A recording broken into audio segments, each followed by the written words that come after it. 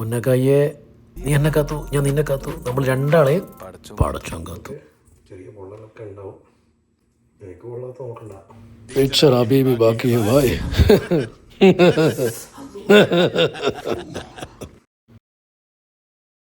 അപ്പോൾ ഇന്ന് നമ്മൾ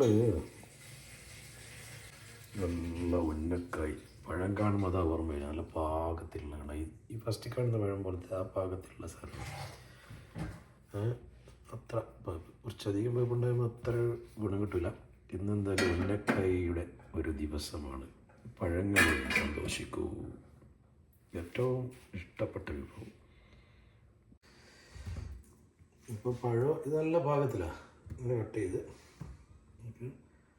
അത് അതേപോലെ 4 പഴം 4 പീസാണ്.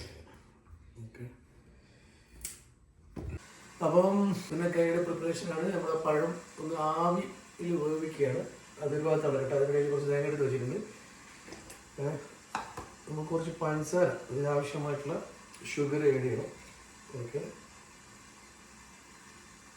ഒരു 5-6 സ്പൂൺ മതി.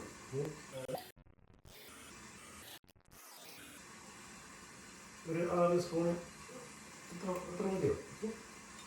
മതി. ഒരു ഏകദേശം കണക്കാണ്. ഞങ്ങൾ ചെയ്തുകൊണ്ടിരിക്കുമ്പോൾ അതിൻ്റെ ഐഡിയയിൽ കിട്ടും. അപ്പോൾ നമ്മൾ കുറച്ച് ഏലക്കായി, ഈ ഒരു ഇത്തിരി ഏലക്കായ് പൊടിയുണ്ട്, അത് കുറച്ചായിട്ട് ഒരു മിക്സ് ചെയ്തിട്ട് അവിടെ വെച്ച്. ഓക്കെ, ഇപ്പോൾ ഇത് ആവി വന്നോട്ടെ. ആവി വന്ന് ഇയാൾ ആ പഴത്തിന് തൊലിയോ ഊരി നമുക്ക് സുഖമായിട്ട് ഊരി കിട്ടും. നമ്മൾ പൊയ്യുന്നില്ല, ചാറ്റിൽ കൂടെ വേണ്ടിയിട്ട് പൊയ്യുന്ന പറഞ്ഞിട്ട് പോയി വരും. ഒന്ന് റെഡിയായി കിട്ടാൻ വേണ്ടിയിട്ട്. ഓൾറൈറ്റ്, പണ്ടേയുള്ള mister RK Ganapathi Chettiar. Okay, അപ്പോൾ ഒരു സ്പൂണ് അതിലിട്ടിട്ടുണ്ട്. ഈ പഞ്ചസാരയും ഏലക്കായ തേങ്ങയിൽ നമ്മൾ മിക്സ് ചെയ്തില്ലേ, കുറച്ച് പൊട്ടിക്കറിയുന്നുണ്ടാവും, ഇരിക്കണം.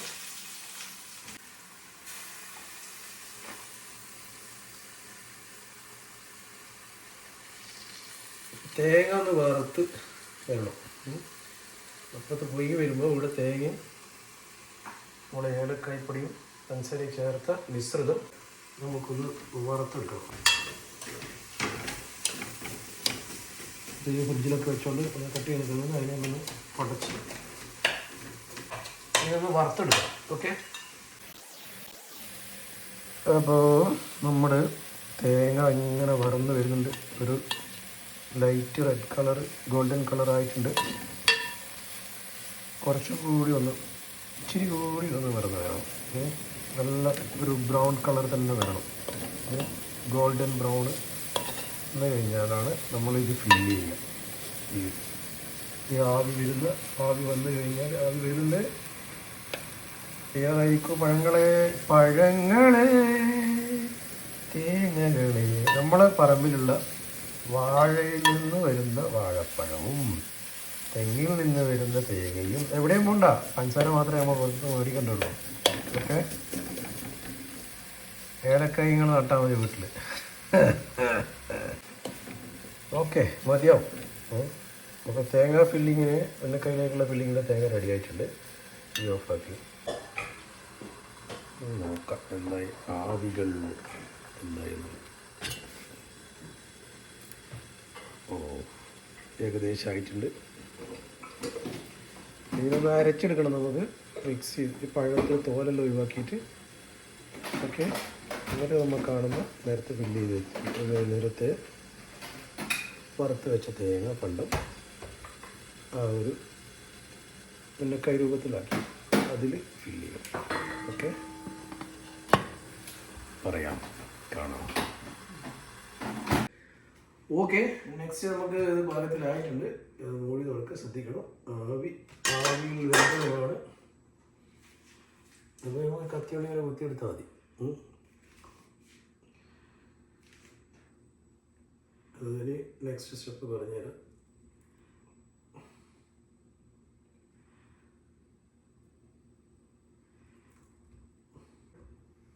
ഇങ്ങനെ കുത്തിയെടുത്തിട്ട് 5 പീസ് എടുത്തിട്ട് ഇത് നമുക്ക് ഈ പാത്രത്തിലൂടെ, അത് കഴുകി വെച്ച പാത്രമാണ്, നമുക്കിങ്ങനെ നിക്ഷേപിക്കാം. നമുക്കതിനെ ഒന്ന് എന്താക്കണം, അരച്ചെടുക്കണം. ഓക്കെ, ചെറിയ പൊള്ളലൊക്കെ ഉണ്ടാവും. എനിക്ക് പൊള്ളാത്ത നോക്കണ്ട.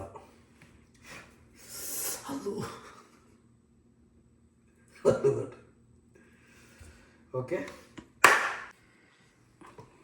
വെക്കണ്ടല്ലോ. അപ്പം എഗ് ബീറ്റർ നമുക്ക് യൂസ് ചെയ്യാം ഇതിന് വേണ്ടിയിട്ട്. ഓക്കെ, അപ്പോൾ ഈ പഴം നമുക്ക് ഇതിലുള്ള പഴങ്ങൾ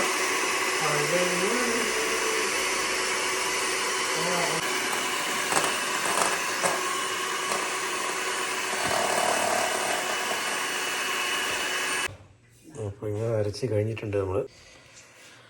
അപ്പോൾ നമ്മൾ ആ ഒരു എഗ് ബീറ്റർ ഉപയോഗിച്ചിട്ട് പഴം നന്നായി അരച്ച് കുഴച്ച് വെച്ചിട്ടുണ്ട്. ബാക്കിയുള്ള പഴങ്ങളും ഇങ്ങനെ എടുത്ത് എഗ് ബീറ്റർ കൊണ്ട് അടച്ചുടച്ച് കുഴച്ച് വെക്കുക, മിക്സാക്കുക. തേങ്ങ പണ്ടം റെഡിയാണ്. ഇതാ പഴം നമ്മൾ നേരത്തെ ചെയ്തു വെച്ച നല്ല ജ്യൂസി ആയിട്ടുള്ള സംഭവം റെഡിയാണ്. ഇതിൽ നിന്ന് പഴം എടുക്കും മുമ്പേ കുറച്ച് വെളിച്ചെണ്ണ കയ്യിൽ പെട്ടെ. ഇത് നല്ല കയ്യിൽ ആദ്യം വൃത്തിയാക്കണം, കഴുകിയിട്ട് ആദ്യം. നല്ല ഹൈജീനായിട്ട് ഉണ്ടാക്കുന്ന സംഭവമാണ്. കയ്യിൽ കുറച്ച് വെളിച്ചെണ്ണയൊക്കെ തേച്ച് ഓക്കെ.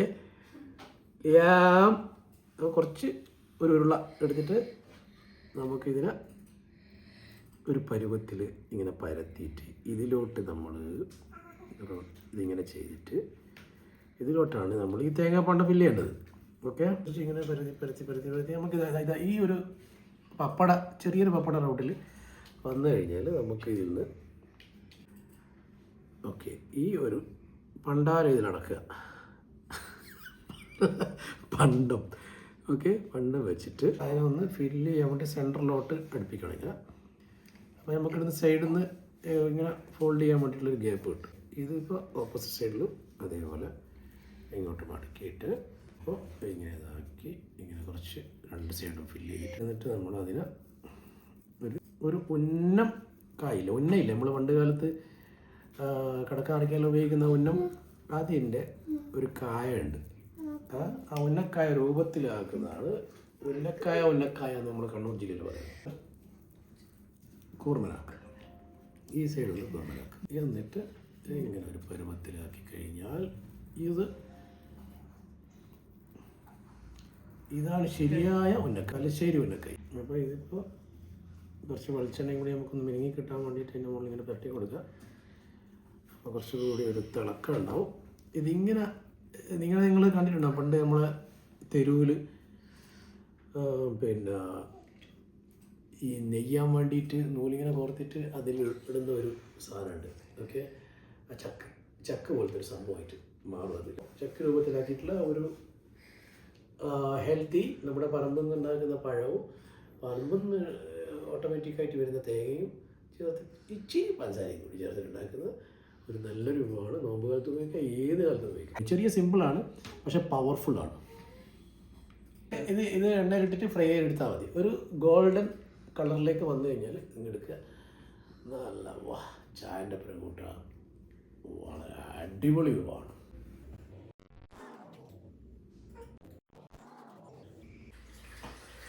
അപ്പോൾ നമ്മുടെ ഉന്നക്കായ്ക്ക് ഉള്ള set ready.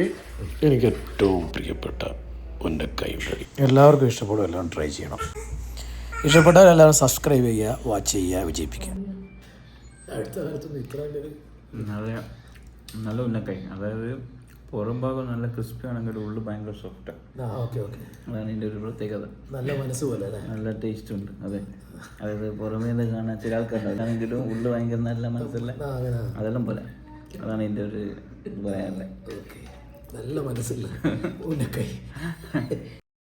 Subscribe to my channel.